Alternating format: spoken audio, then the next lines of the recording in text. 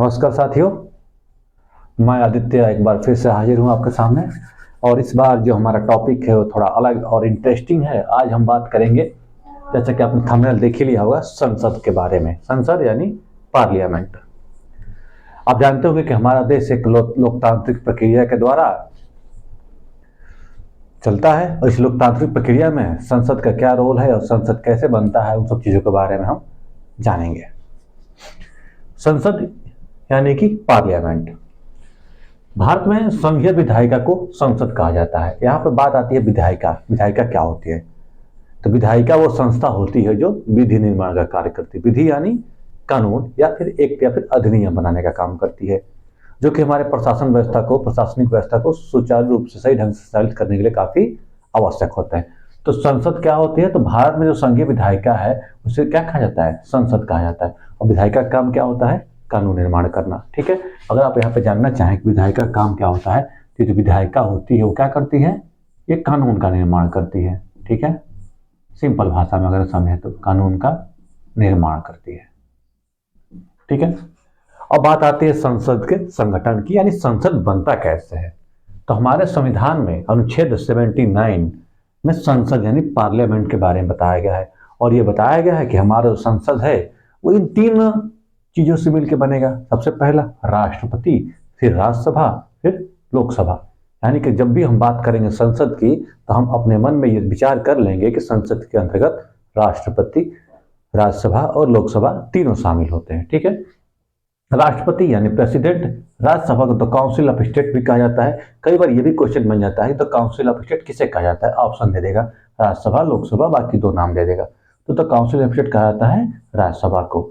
और राज्यसभा का जो जिक्र है, मतलब संविधान में राज्यसभा के बारे में बताया गया है, वो आर्टिकल 80 में बताया गया है। 79 में संसद के बारे में, और अनुच्छेद यानी कि आर्टिकल 80 में राज्यसभा के बारे में, और अनुच्छेद 81 में लोकसभा यानी द हाउस ऑफ पीपुल के बारे में बताया गया है। ठीक है। संसद के बारे में एक और चीज जाने चाहिए, भारतीय जनता के प्रभुत्व संपन्न होने का प्रतीक है। अब आपके मन में ये विचार आना चाहिए कि आखिर ये प्रभुत्व संपन्न का मतलब होता क्या है। तो कोई भी देश तभी प्रभुत्व संपन्न माना जाएगा जब वो अपनी आंतरिक और बाह्य निर्णय लेने में पूर्णतः क्या हो? स्वतंत्र हो।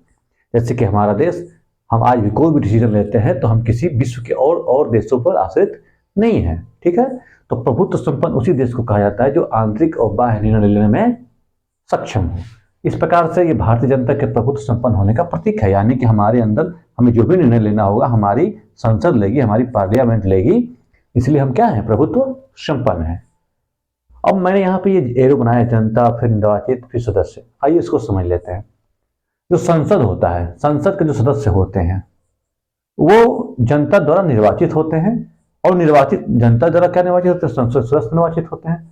और कभी कभी उस सदस्यों द्वारा भी कुछ सदस्यों का निर्वाचन होता है, जैसे कि राष्ट्रपति का चुनाव हो गया या सभा के सांसदों का चुनाव हो गया, तो अप्रत्यक्ष रूप से होता है। लेकिन हम संसद द्वारा, हम लोकसभा का चुनाव प्रत्यक्ष रूप से जनता द्वारा करते हैं। तो कहीं ना कहीं जनता के द्वारा चुने प्रतिनिधि तो वहां पे जाकर चुनाव करते हैं। तो जनता द्वारा ही निर्वाचित होते हैं क्या? सदस्य। और सदस्यों का काम क्या होता है? हमारे लिए विधि का निर्माण करना। ठीक है। एक क्वेश्चन यहां से बनता है और काफी इंपॉर्टेंट क्वेश्चन बनता है कि राष्ट्रपति, जो कि संसद का अंग तो है, लेकिन क्या वो संसद का सदस्य भी होता है? तो नहीं, राष्ट्रपति संसद का सदस्य नहीं होता है। वो लोकसभा, राज्यसभा, किसी भी सदन का सदस्य नहीं होता है। ये बात आप याद रखेंगे। तो अब तक हमने जाना क्या? संसद यानी कि पार्लियामेंट। तो संसद क्या होती है? तो भारतीय में संघीय विधायिका को संसद कहा जाता है। विधायिका से क्या तात्पर्य है? जो विधि निर्माण यानी कानून का निर्माण करने का काम करती है। संसद के संगठन को हमने देखा कि उसे 3 अंगों में विभाजित किया गया, राष्ट्रपति, राज्यसभा और लोकसभा। राष्ट्रपति यानी प्रेसिडेंट, राज्यसभा यानी द काउंसिल ऑफ स्टेट जो अनुच्छेद 80 के अंतर्गत है, और Lok Sabha the house of people जो अनुच्छेद 81 के अंतर्गत है। ठीक है। उसके बाद हमने जाना कि भारतीय जनता के प्रभुत्व संपन्न होने का प्रतीक है संसद। और प्रभुत्व संपन्न से हमने जाना कि वह देश जो अपने आंतरिक और बाह्य निर्णय लेने में पूरी तरह से स्वतंत्र हो, उसे हम प्रभुत्व संपन्न कहते हैं। ठीक है। उसके बाद हम जाने कि जो संसद के जो सदस्य होते हैं वो कहीं ना कहीं जनता द्वारा निर्वाचित किया जाता है। अगर लोकसभा के सदस्यों की बात की जाए तो प्रत्यक्ष रूप से निर्वाचित होता है, वही राज्यसभा के सदस्यों की बात की जाए तो अप्रत्यक्ष रूप से निर्वाचन होता है। लेकिन कहीं ना कहीं वो तो जनता द्वारा ही चुने गए सदस्यों से निर्वाचित होते हैं। ठीक है। और इन सदस्यों का काम क्या होता है? तो ये सदस्य चुन कर आते हैं, निर्वाचित होकर आते हैं, वो विधि निर्माण का काम करते हैं, ठीक है। और हमने यहाँ पे क्वेश्चन जाना, राष्ट्रपति जो होता है वो संसद का सदस्य नहीं होता है। अब आगे बढ़ते हैं। अब हम संसद के इन 3 अंगों में से राष्ट्रपति के बारे में तो हम डिटेल में पढ़ेंगे, क्योंकि काफी राष्ट्रपति टॉपिक जो है काफी लंबा टॉपिक है। और लेकिन उसके बाद हम इस पार्ट को उठाते हैं लोकसभा को, ठीक है। फिर राज्यसभा, फिर लोकसभा, ये सब कैसे करके हम इसको कंप्लीट रूप से पढ़ेंगे, ठीक है। तो लोकसभा यानी जिसे इंग्लिश में लोकसभा ही बोल सकते हैं, नहीं तो यहाँ पे हम द हाउस ऑफ पीपुल भी बोलते हैं, ठीक है। इसका जो इसको जो बताया गया संविधान में वो अनुच्छेद 81 में बताया गया, जो कि मैंने पीछे बताया। लोकसभा के कुछ नाम है जो काफी प्रसिद्ध है। इसे हम प्रथम सदन भी कह देते हैं, निम्न सदन भी कह देते हैं और लोकप्रिय सदन भी कह देते हैं। प्रथम सदन इसलिए कहा जाता है क्योंकि जनता द्वारा चुने गए प्रतिनिधि ही यहाँ पे आते हैं सबसे पहले। निम्न सदन इसलिए कहा जाता है क्योंकि जनता द्वारा चुना गया होता है और इसमें कोई भी सदस्य, कोई भारत का कोई भी नागरिक चुनाव जीतकर यहाँ पर आ सकता है। और लोकप्रिय सदन इसलिए है क्योंकि लोकसभा का चुनाव होता है तो आपको पता होता है कि जो सदस्य होते हैं, जो निर्वाचित होते हैं, वो काफी अपने जनता में फेमस होते हैं। इस प्रकार से एक लोकप्रिय सदन भी है, उसका चुनाव भी काफी लोकप्रिय तरीके से और काफी जनमानस में होता है, ठीक है। अब हम बात करते हैं सदस्यों की संख्या की, यानी लोकसभा में सदस्यों की संख्या क्या होगी, वर्तमान जो स्थिति है उससे पहले क्या क्या स्थितियां रही हैं हम देख लेते हैं। तो मूल संविधान में सदस्यों की संख्या थी वो 500 निर्धारित की गई थी, लेकिन ठीक है जब संविधान बना था उस समय कहा गया था कि लोकसभा में 5 सदस्य होंगे, ठीक है। अब 31वां संविधान संशोधन 1974 में ये निर्धारित किया गया 547 सदस्य होंगे, ठीक है। ये सदस्यों की संख्या समय के साथ क्यों बदलती रहती है, क्योंकि मैंने यहाँ पे नोट डाउन कराया है कि यह परिवर्तनीय है, यानी जो संसद के सदस्य होते हैं उनकी संख्या परिवर्तनीय है। 10 साल बाद जनगणना होती है, जनगणना होती है संख्या में वृद्धि होगी, तो एक परिसीमन आयोग का गठन किया गया। ये परिसीमन आयोग क्या करता है, ये परिसीमन करता है और देखता है उसके अनुसार सीटों को क्या ये घटा बढ़ा भी सकता है, ठीक है, आगे चल के और बढ़ भी सकती हैं। उसके बाद 1987 में दमन-दीव पुनर्गठन अधिनियम आया, जिसमें कहा गया कि हम सदस्यों की संख्या, लोकसभा के सदस्यों की संख्या 552 होगी, ठीक है। इसमें से 530, 20 + 2 ये क्या है, 530 यानी राज्यों से चुनाव से जो सीधे प्रतिनिधि चुन के आता है जनता द्वारा, और राज्यों से चुन के आते हैं वो उनकी संख्या 530 होगी। और जो संघ शासित क्षेत्रों से चुन के आते हैं, जैसे कि हमारे वर्तमान में 8 केंद्र शासित प्रदेश हैं, तो उनसे तो सदस्य चुन के आते हैं, उनकी संख्या क्या होगी, 20 होगी, ठीक है। तो 2 सदस्य मनोनीत किए जाएंगे, ऐसा कहा गया था 1987 में दमन-दीव पुनर्गठन अधिनियम में, ठीक है। उसके बाद अब वर्तमान में बात करते हैं कि वर्तमान में सदस्यों की संख्या कितनी है। तो वर्तमान में लोकसभा सदस्यों की संख्या 545 है, इसमें से 530 सदस्य राज्यों से, 13 सदस्य संघीय क्षेत्रों से और 2 आंग्ल भारतीयों से, जो कि वर्तमान में आंग्ल भारतीयों के सिस्टम को भी समाप्त कर दिया गया है, जो कि कई बार यहाँ से क्वेश्चन बनते हैं तो व्याज बनते हैं, ठीक है।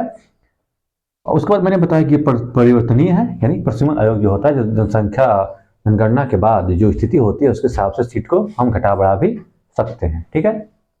अब हम बात करते हैं लोकसभा के सदस्यों के निर्वाचन की प्रक्रिया के बारे में, ठीक है। हमने यहाँ लिखा है कि प्रत्यक्ष निर्वाचन होता है वयस्क मताधिकार प्रणाली द्वारा। ये क्या होता है, प्रत्यक्ष निर्वाचन का मतलब कि हमारे देश के जो नागरिक हैं जिनकी उम्र 18 वर्ष से अधिक हो, वो क्या कर सकते हैं, अपने सदस्य का चुनाव कर सकते हैं, ठीक है। उसी को हम प्रत्यक्ष निर्वाचन बोलते हैं। अब प्रत्यक्ष वयस्क मताधिकार प्रणाली 18+ का मतलब कि जिनकी उम्र क्या हो, 18 वर्ष से अधिक हो, 18 वर्ष से अधिक हो, ठीक है। और हम देखेंगे मतदाताओं की योग्यता। हमारे देश में मतदाताओं के लिए भी योग्यता की गई है, कौन व्यक्ति मत दे सकता है, ठीक है। इस क्रम में हम देखेंगे कि पहला है कि वो जो व्यक्ति जो अपने लिए सदस्य चुनता है लोकसभा का, सबसे पहला तो वो भारत का नागरिक होना चाहिए, सबसे पहली शर्त तो ये है। और दूसरी शर्त यह है कि वो कम से कम 18 वर्ष की आयु पूरी कर चुका हो, ठीक है। तो कम से वो भारत का नागरिक हो, तो कम से कम 18 वर्ष की आयु पूरी कर चुका हो। उसके बाद अगली जो योग्यता है वो है कि वो मतदाता सूची में नाम होना चाहिए, वो जिस भी क्षेत्र से बिलोंग करता है उसकी मतदाता सूची में उसका नाम होना चाहिए, ठीक है। उसके बाद वो पागल, दिवालिया अथवा कोढ़ी ना हो। जो व्यक्ति पागल हो, दिवालिया हो और कोढ़ी हो, उसे हम मत देने का अधिकार हमारे संविधान में नहीं है, ठीक है। एक यहाँ पे मैंने नोट डाउन किया कि 1996 में आप देखते हो कि वर्तमान में अगर आप 18 वर्ष से ऊपर के हो और आपने चुनाव दिया हो तो आपके लिए फोटोयुक्त मतदाता पहचान पत्र अनिवार्य हो जाता है, जिसके रूप में आप या तो आधार कार्ड या फिर बैंक पासबुक या फिर जो भी चीज लेके जाते हैं, ठीक है। तो वो सिस्टम कब से आया? तो 1996 से यह व्यवस्था लागू की गई कि जो भी मत देने जाएगा उसके पास क्या हो, फोटोयुक्त पहचान पत्र अनिवार्य पूर्ण रूप से होनी चाहिए। ठीक है। और उसके बाद बात करते हैं लोकसभा सदस्यों की योग्यताओं की। लोकसभा सदस्यों के लिए जो योग्यताएं निर्धारित की गई है उसका वर्णन आर्टिकल 102 में किया गया है। क्या क्या योग्यता होनी चाहिए? सबसे पहली योग्यता थी वो होनी चाहिए लोकसभा सदस्य के लिए को भारत का नागरिक ना हो, सॉरी नागरिक हो। दूसरी योग्यता ये होनी चाहिए कि वो कम से कम 25 वर्ष की आयु पूरी कर चुका हो। अब यहाँ पे हम ये देखेंगे कि अगर क्वेश्चन बनता है कि लोकसभा सदस्यों का सदस्य के लिए न्यूनतम उम्र क्या है, तो आप क्या बताओगे? 25 वर्ष। ठीक है। उसके बाद संसद के किसी भी कानून द्वारा अयोग्य न ठहराया गया। जो व्यक्ति संसद के लोकसभा के सदस्य के लिए चुनाव लड़ना चाहता है वो संसद के किसी भी कानून द्वारा अयोग्य ना हो। ठीक है। ये तीसरी कंडीशन। चौथी कंडीशन क्या है? भारत सरकार या फिर राज्य सरकार में किसी भी लाभ के पद पर कार्यरत ना हो। ठीक है। और पांचवा, वो पागल या दिवालिया नहीं होना चाहिए। इस प्रकार से हमने देखा कि संसद सदस्यों की योग्यताएं होती है जिसका वर्णन आर्टिकल 102 में किया गया है। उसमें बताया गया है कि वो भारत का नागरिक हो, कम से कम 25 वर्ष का हो, संसद किसी कानून द्वारा अयोग्य न ठहराया गया हो, भारत सरकार राज्य सरकार के लाभ के पद पर न हो और पागल या दिवालिया ना हो। ठीक है। उसके बाद अब हम बात करेंगे कार्यकाल की। जो लोकसभा के सदस्य होंगे उनका कार्यकाल का होगा। तो आप जानते हो कि लोकसभा के सदस्यों का कार्यकाल जो होता है वो 5 वर्ष होता है। ठीक है। आर्टिकल यानी कि अनुच्छेद 83(2) में इस बात को लिखा गया है या फिर दर्शाया गया है कि जब हमारा लोकसभा का गठन होता है, लोकसभा जब भंग होती है प्रत्येक 5 वर्ष बाद, उसके बाद चुनाव के बाद नए सदस्य चुने जाते हैं, तो लोकसभा की जो प्रथम बैठक होती है वो प्रथम बैठक की तिथि से 5 वर्ष तक ये लोकसभा के सदस्यों का क्या होता है? कार्यकाल होता है। लेकिन ये जरूरी नहीं कि वो कार्यकाल 5 वर्ष का ही हो सके तो समय पूर्व वो कार्यकाल क्या भी हो सकता है? भंग हो सकता है। राष्ट्रपति अगर चाहे, हमारे देश का राष्ट्रपति अगर चाहे तो वह प्रधानमंत्री की सलाह से, किसकी सलाह से? अपने मन से नहीं, प्रधानमंत्री की सलाह से, इसको एक पॉइंट लिख सकते हैं यहाँ पे आप नोट करके कि राष्ट्रपति प्रधानमंत्री की सलाह से